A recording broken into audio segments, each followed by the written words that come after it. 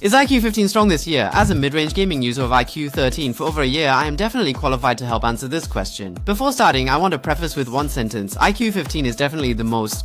It wasn't the one I was most satisfied with. Let's start with performance. The 5th generation Snapdragon 8 Ultimate doesn't need much explanation. If we talk about iQOO's national server support, it must be this G gaming chip Q3. In the game sidebar, it has been separated out this time. First, the biggest upgrade is that it was the first to implement full scene ray tracing in open world mobile games. For example, in Genshin Impact, after enabling ray tracing, the reflected light on the ground becomes very realistic. In the technical briefing a few days ago, I believe everyone has already witnessed its full capabilities.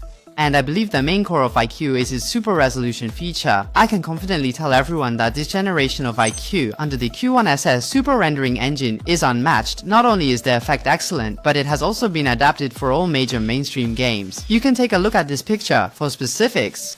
For example, in PC Elite, most phones can only use the game's native 1080p resolution, but it can boost to 2K resolution with 144 frames using super resolution. I also tested it, and even at the mid-level ultra-high resolution, its clarity is enough to surpass the game's native 1080p. In the game test, starting with PC Elite, which I'm quite skilled at, in scenes with around 30 frames of gunfights, I was finally able to easily maintain a stable 144 frames without any cooling. Under the same ambient temperature of around 25 degrees, there were no issues of throttling or hand vibration throughout the entire game. So at this stage, whether it runs smoothly is not a concern for me at all. The key point to mention first is its control performance. Originally, 144 frames could bring greater touch benefits, and its new generation of ultra-sensitive touch has brought even stronger touch algorithms. It can now achieve zone touch optimization, meaning that high-frequency buttons like the joystick, fire button, and peak button have all been specifically optimized. This generation gives me the feeling that not only has the overall touch response improved, but I haven't encountered a single touch interruption during gameplay.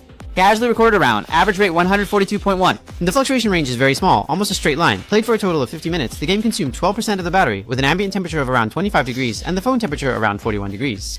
Next, I tested Delta Force for everyone, using 144 frames for full battlefield gunfights, only recording combat scenes. The measured average rate was 143.7, performing even better than PC Elite, with 56% of frames nearly reaching full frame rate. What more can I say about this performance? In half an hour of gameplay, the battery only dropped by 7% and the phone temperature decreased to around 38 degrees. The engine impact with full high quality graphics and effects maxed out. The average rate measured over half an hour was 59.9, with an average power consumption of 4.37 watts, 58.1 for 56% of the frames, also close to full frame rate. One speed cheese. After the run, the phone's battery dropped by 8% and the temperature reached around 40 degrees. This time, as the official device for the King Pro League, iQOO has also adapted the native 144 frames per second option for Honor of Kings, which can be enabled simultaneously with the highest game graphics settings. iQOO and Honor of Kings have undergone deep optimization, and I recorded 2 major battle scenes, both of which maintained a smooth and stable 144 frames per second. Recorded a session, the average rate measured was 144.3, easily full frame, 56% of frames also nearly full frame. 30 minutes of gameplay, battery dropped by 9%, and the phone temperature dropped to around 38 degrees. Nearly 2.5 hours of mid-range gaming with 64% battery remaining. How do you feel about the endurance of this 7000 mAh battery? This year, the screen positioning of iQOO even seems to surpass major flagships, as it directly uses Samsung AMOLED 14's luminescent material. Here's a fun fact. Samsung's AMOLED luminous materials are generally supplied to their own Ultra models or iPhones, but now Samsung has unreservedly provided them to iQOO, creating a very powerful 2K screen. The initial brightness is 1000 nits, and the peak brightness is 6000 nits. You will find that the brightness of this screen is really high, and it is fearless of any angle. At any angle, its display effect can be perfectly clear.